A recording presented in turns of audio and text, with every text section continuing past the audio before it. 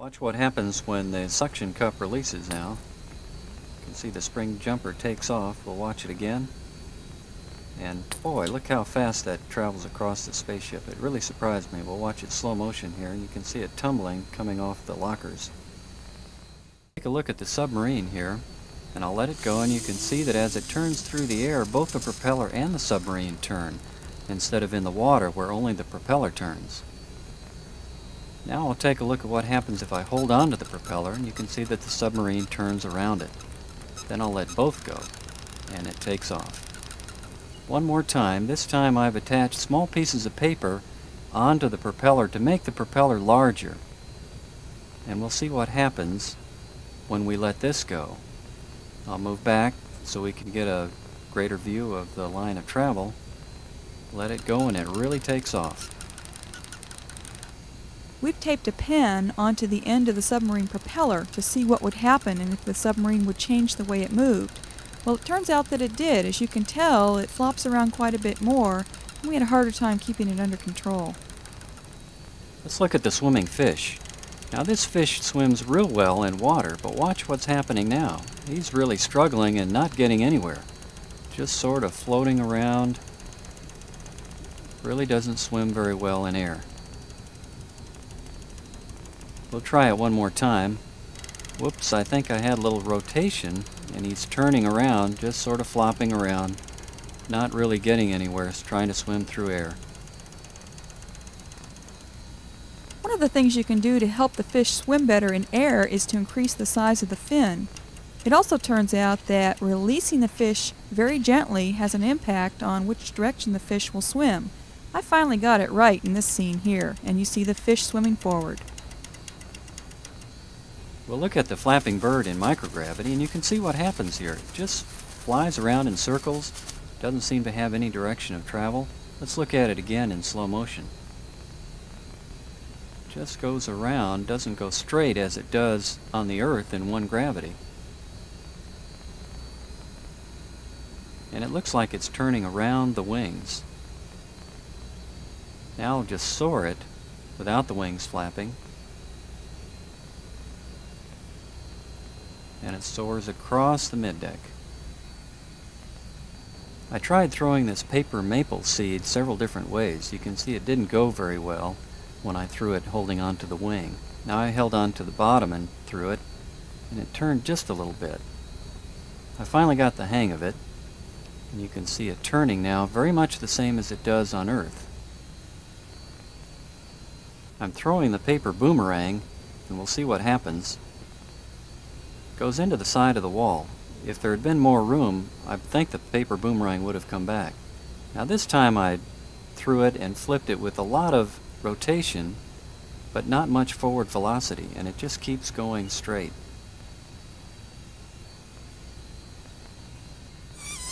Boy, that thing shot up like a rocket, and that caught me by surprise. I didn't expect that in this microgravity environment that it would go up that quickly. Even in slow motion, it comes off and hits me in the chest even before I can react. Here I have a single graviton that's floating free in the cabin, and it's spinning. You can see it wants to spin about the wheel inside as well, so you see the outer case spinning also.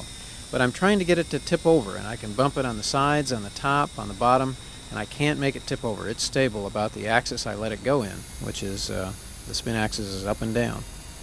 This is the same configuration. I've got one spinning graviton here, and I've oriented it so that spin axis is pointing at the camera. Again, I'm just bumping it on the sides and the top and the bottom, and I cannot get it to tip. It's stable about the axis I let it go in. This should be a graphic demonstration of a spinning and a non-spinning graviton. You see the spinning graviton stays stable while the other one tends to tumble end over end because it has no stable spin axis. I'll do this one more time.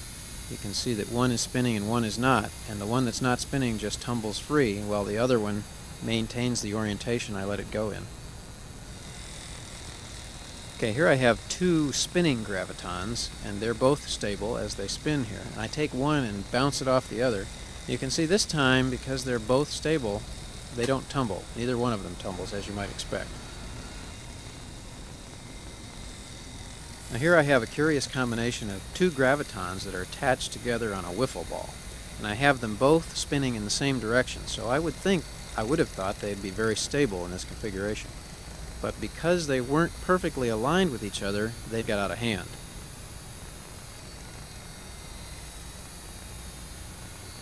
Wham! Came apart and really gave me a surprise. Let's take a look at that in slow motion. You can see how the misalignment causes them to break apart.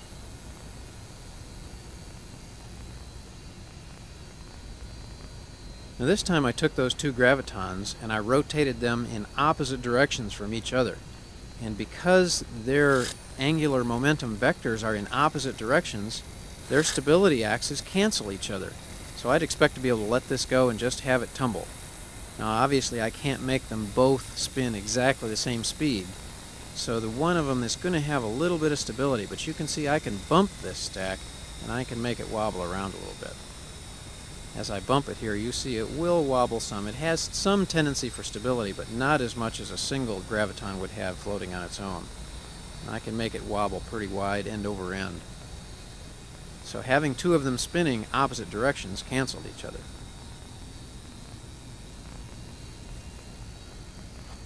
Now we're getting complicated. I have three gravitons all hooked to the same wiffle ball, orthogonal to each other. That is, their alignment is 90 degrees to each other. And I'm going to spin them all in the same direction with reference to their attachment to the wiffle ball. Now, as I do this, you would expect that the angular momentum vectors of each of the gravitons would add up to a single vector which would be right between all three. So as I let this go and it tends to rotate, the only axis that it will rotate around is an axis that you can see if you put a pencil between all three of the gravitons. It's rotating about that axis that's equidistant from all three of them. Now as it continues to spin up by the natural character of the friction in the gravitons, it eventually spins up so fast it comes apart.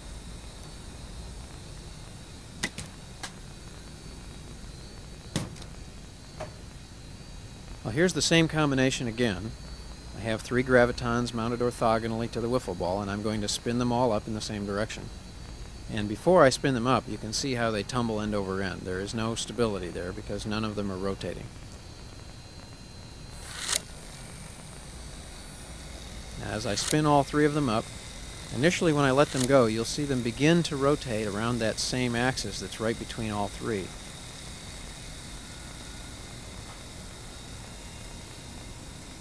But one of the gravitons comes off, and look what happens to the remaining two. As that bottom graviton came off, the remaining two gravitons now are rotating around an axis right between the two of them. And again, I was lucky I didn't get beamed by this graviton as it came off toward me. Now here's an experiment that's a good demonstration of how a non-spinning graviton behaves just like a ball on the end of a string. I can change the axis of rotation just like you could with anything attached to a string here on Earth. But once I spin this graviton up, look how it maintains that stability around its rotation axis. I can spin it around and around, and it wants to stay in an orientation so that the spin axis is parallel to the axis of rotation that I'm holding the string in.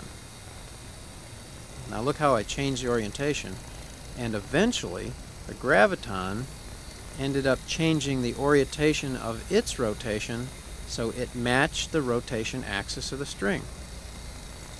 Very interesting change in the way the graviton behaved.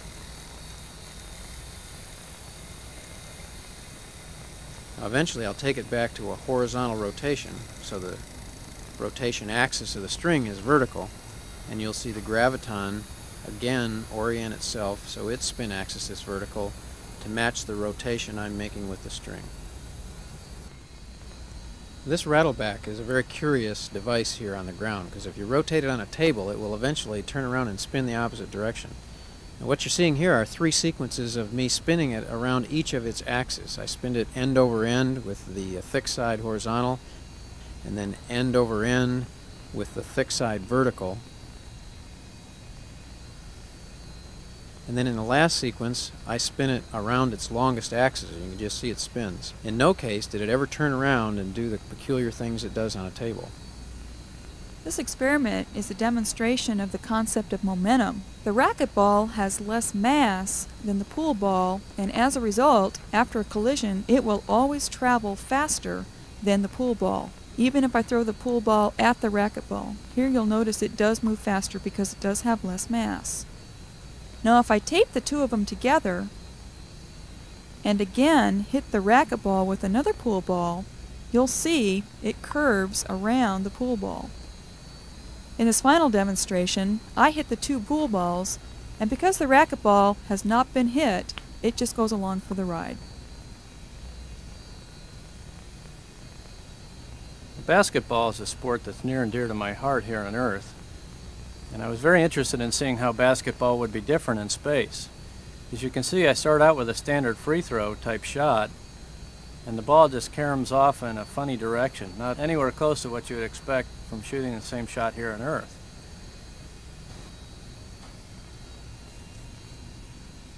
So I keep changing the angle from which I'm shooting, and I'm finding that it is pretty darn tough to make a shot in space. Finally, I look at it and I think that the only way to get the ball in the hoop is either to come up real close and slam it through, or to try to bounce it off the ceiling. That's the only angle that seems to work. And note that the ball stops in the basket. It doesn't get pulled all the way through. The next thing we tried was attaching the hoop to a free-floating book. You can see that every time I hit the book, which is now the backboard, with the very lightweight basketball, I can actually make the book and the hoop start spinning. Well, that makes life difficult when you're trying to make a basket up there, and I ended up coming up with a very simple approach: just hold the book steady. Otherwise, it becomes very difficult to make a shot with a free-floating basket and backboard. One of the things that's always impressed me here on Earth was the ability of the professional basketball players to spin around and make these really neat moves. Well, I was trying some of that in space. You can see it's pretty difficult. It's hard to control your body up there. I finally managed, after a while, after a number of tries, to figure out a way to go head over heels and accomplish a slam dunk. This is my entry into the NBA Slam Dunk Contest for next year.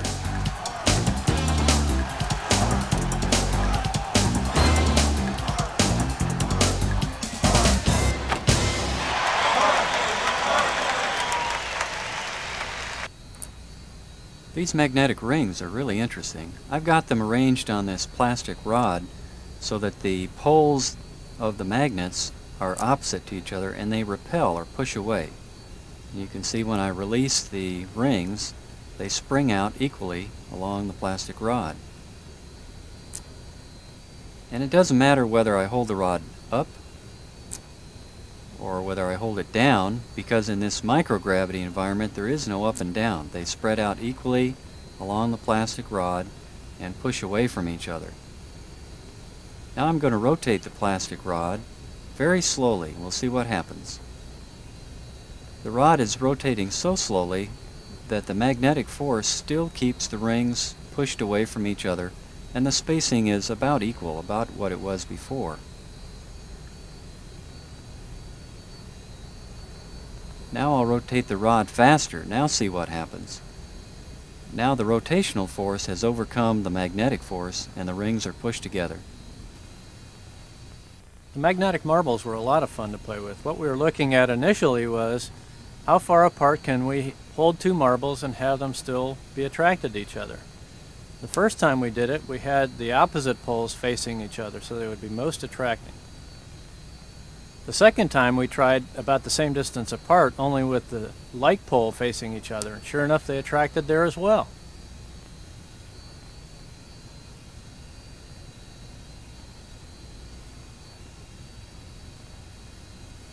This time, the marbles were just a little bit too far apart and they didn't attract.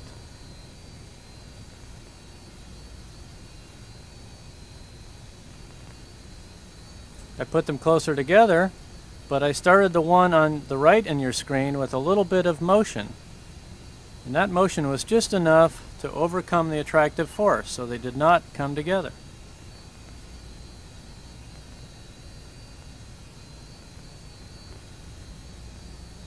Now I'm looking at the influence of one marble on the other without touching it, seeing how close I can come with one marble and how much I can make the second marble, which is free-floating, spin as a result. You can see that every time I make a pass around the marble, I'm affecting the spin of the marble, and actually I'm even pulling it towards the marble in my hand.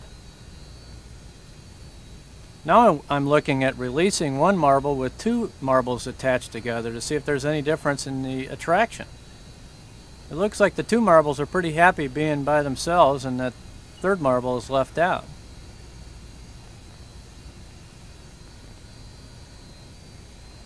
This time I'm putting the third marble in motion, and sure enough, if it gets close enough, it is attracted by the other two.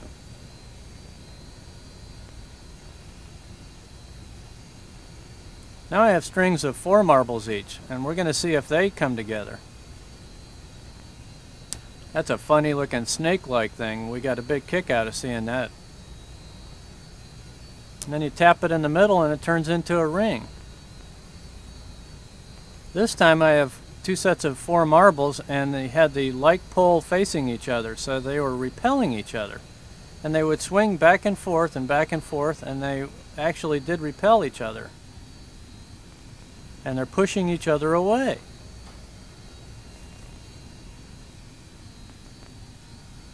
Now I've got one set of 5 marbles, one big one in the middle and 2 little ones on either side, and I'm seeing what influence I can have on those 5 with one small marble. And look, it attaches to the end of the string.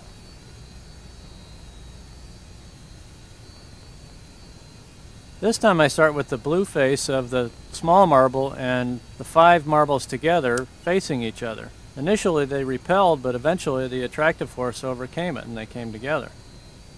The next thing we took a look at was a string of marbles. We wanted to see how they reacted when we spun them around. As I spin them, it becomes more and more difficult as I go faster and faster for the marbles to stay together. Where do you think they're going to let go? Now I have 2 rings of magnetic marbles. I pass them very close to each other and they show no sign of attracting. They seem to be very happy just being on their own little ring. But if they get close enough and they're moving slowly enough, they will attract.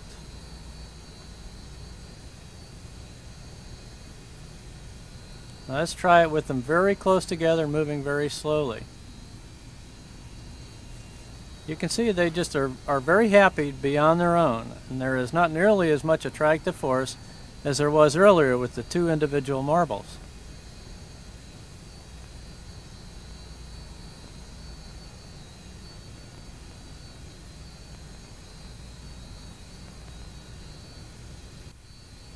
The comeback can wasn't quite as interesting on orbit as it is here on the ground.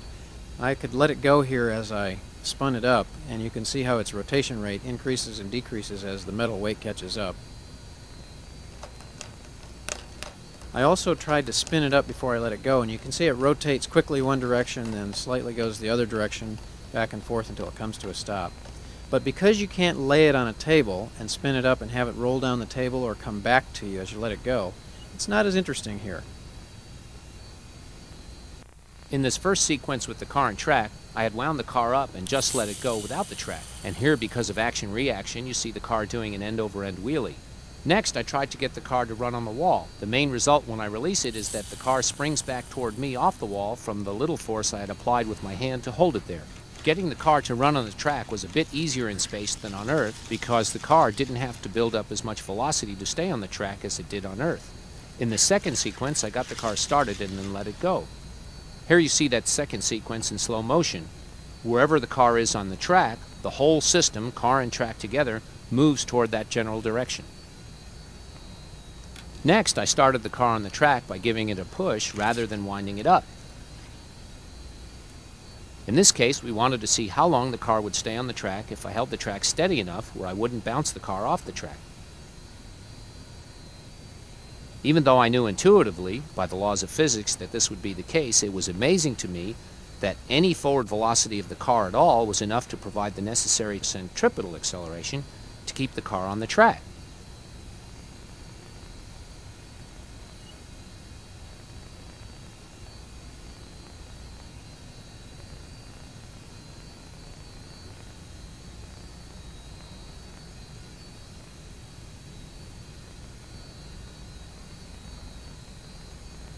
Here in this second sequence, where I just push the car rather than winding it up, in this view the car ends up stopping on the top of the track. This was amazing even in space to see the car creep along ever so slowly and then stop and sit there at the top.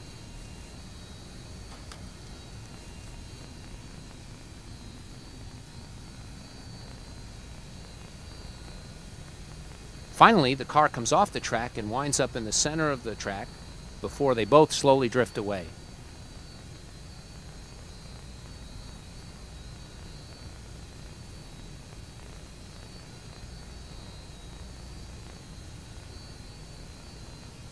Next, in a demonstration of centripetal acceleration, I get the car started on the track and then open the track.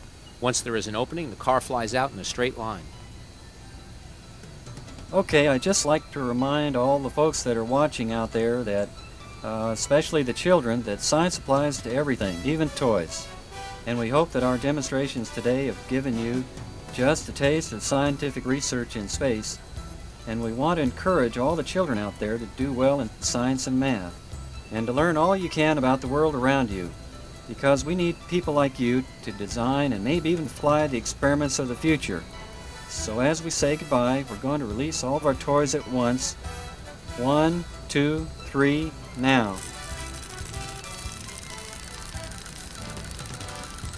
Okay, bye-bye everybody.